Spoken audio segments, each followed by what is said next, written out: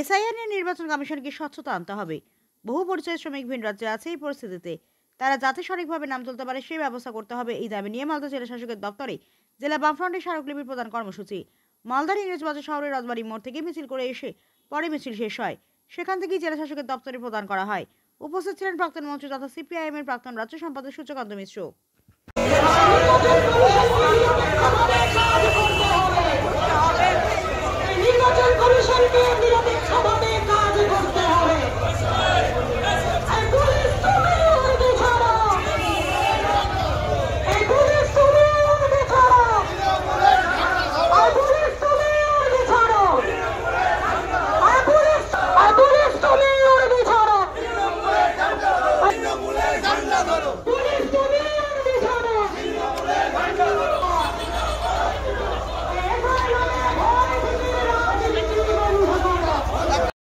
নির্দিষ্ট প্রস্তাব আমরা ডিএম সাহেবকে দিয়েছিলাম যে এসআইআর প্রক্রিয়া কিভাবে গোটা জেলায় সম্পন্ন করতে হবে।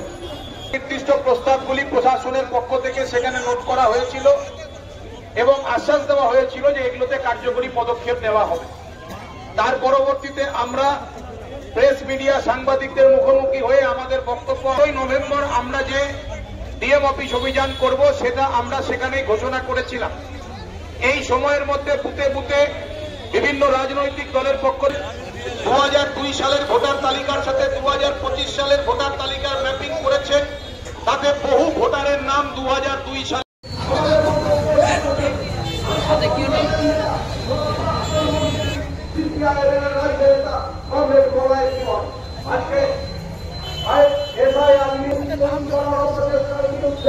আমাদের ধীরে ধীরে এই পথ ধরে এগিয়ে আসছে।